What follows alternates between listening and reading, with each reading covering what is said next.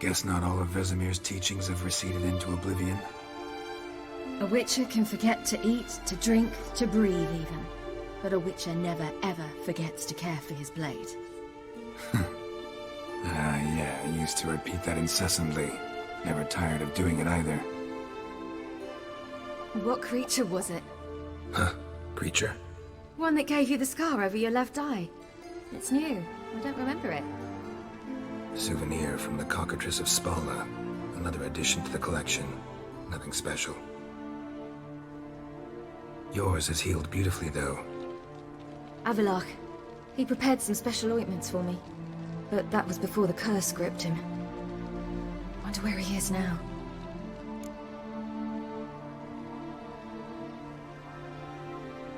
We lifted the curse. He's at Kaer Morhen, waiting for you. Are you serious? You must be. You'd not jest about something like that. A nice thing to wake up to. You trust him? Avallac'h? He's not let me down to date. Not once.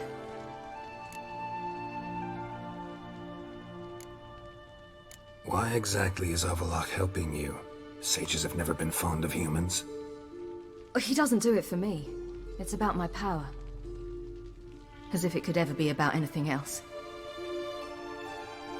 Avallac'h tried to teach me how to control my ability. He was also making sure I didn't fall into Eredin's hands.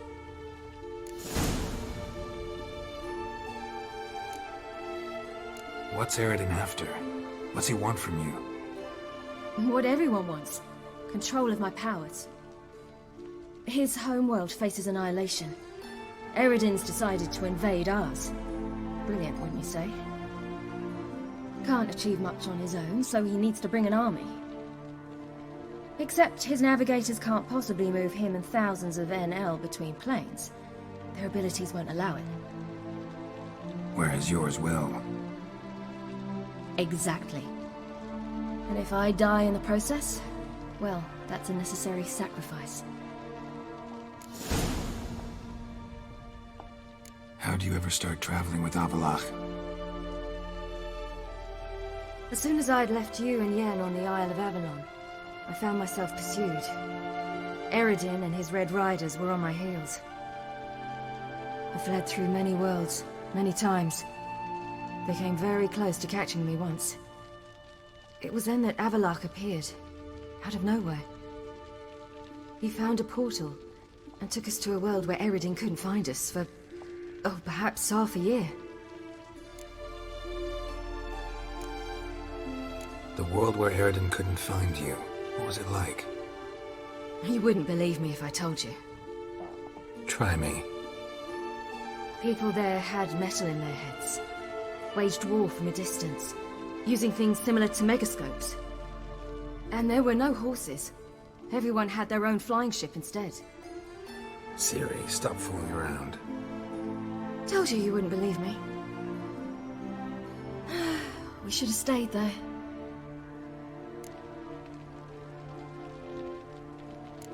So why'd you return?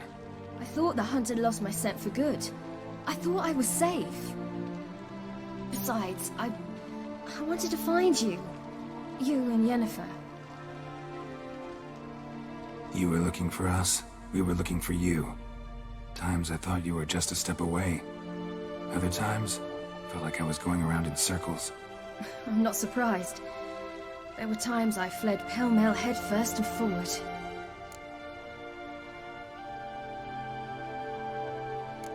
So tell me how it happened, step by step. Eredin located us mere moments after we landed on Ard Skellig. Soon after, he and his riders surrounded us. I thought it was over, the end. Turned out Eredin had other plans. He produced the phylactery, uncorked it. A fog enveloped us, and Avallac'h began gasping for air. That's how Eredin cursed Avallac'h, triggered his transformation into Uma? Yes. He didn't wish to kill him. Humiliation, that's what he was after. But Avallac'h refused to succumb without a fight. He cast a spell that wrought havoc in the hunt's ranks. And in a full half of a forest on Ard Skellig. Yet it also gave us time to flee. Avallac'h opened a portal. I leapt in. He was supposed to follow right behind me, but something went awry. Impaired by the curse, he failed to reach the portal in time. We had agreed that if anything went wrong and we were separated, we would meet at his hideout in Venom. But you failed to meet there. Yes, we failed to. Once through the portal, instead of at Avallac's hideout, I landed right in the middle of Crookback Bog. I barely escaped the crones.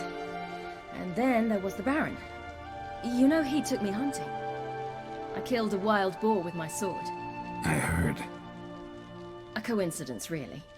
I had no desire to hunt that day, but it felt wrong to refuse. I'd taken nothing remotely resembling a hunting weapon. I simply hadn't intended to hunt. I was wandering through the forest, breathing deep the air. And then I heard a strange sound. Unsettling. Boar attacked you? Mm-hmm. Big as a bison, and lumbering straight at me. And all I had was my sword. I had to manage. Did just fine, judging by how the Baron's men remember it. Simple soldiers, the whole lot. But we got along splendidly. A shame I had to leave. Flee. But I didn't want to bring the wild hunt down on them. Apart from which, I knew by then the curse was progressing. So instead of looking for Avallac'h, I decided to find you and Yen. So how'd you even meet a man like Whoreson Jr.? You and Yennefer were nowhere to be found, and I needed someone who could fix the phylactery. No ordinary craftsman would do. I needed a mage, one with extraordinary powers. Dandelion took it upon himself to help me. It was as if his honor depended on it. He arranged a meeting with a mage, but it proved a trap set by the temple guard. Failed to mention that. Probably didn't want to worry you. Later, we learned the guard did that sort of thing regularly, in the hope of nabbing anyone who collaborated with mages. We needed to find another way. That was clear.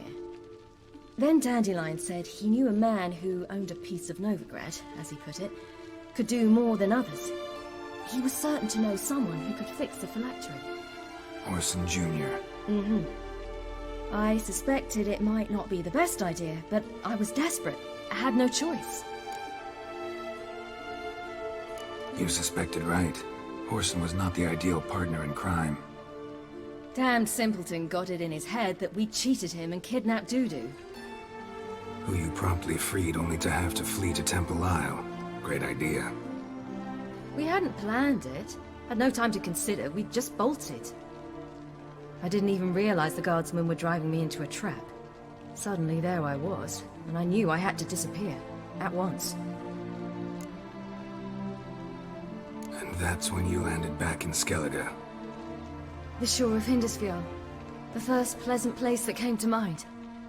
Hjalmar and I used to swim there. Wait, so you actually wound up there by accident? I thought you and Avallac'h had arranged something. No, he simply sensed me use my power. Just as Eredin can sense where I am, where I travel. In fact, Eredin arrived soon after I did. His riders in tow.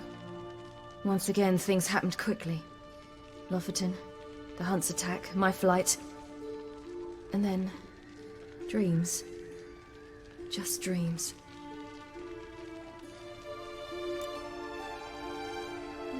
What did you dream? I've had nothing but nightmares lately. Pretty horrible. Likewise, for the most part. In one, a monster grown from a stillborn child chased you. Ugh, that was horrible. Had a few nice dreams. For example, in one we sat around a fire, drinking good wine, and all around people danced and laughed. I like that one a lot better. Me too. But these dreams, and the others, ended in some tower.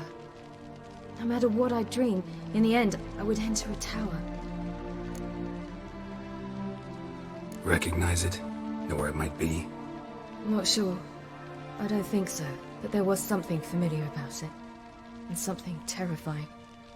The tower was stark and dead. But at the same time, I felt I had to enter it. Did you? No.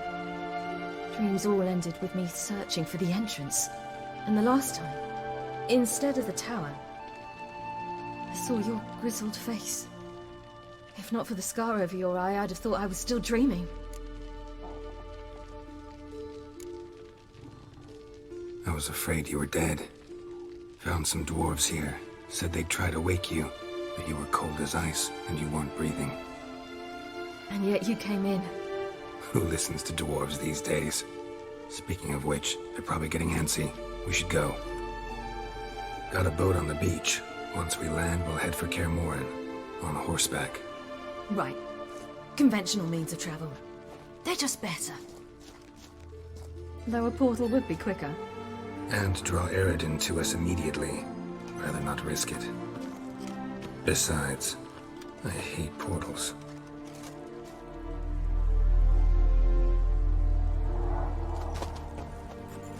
Damn.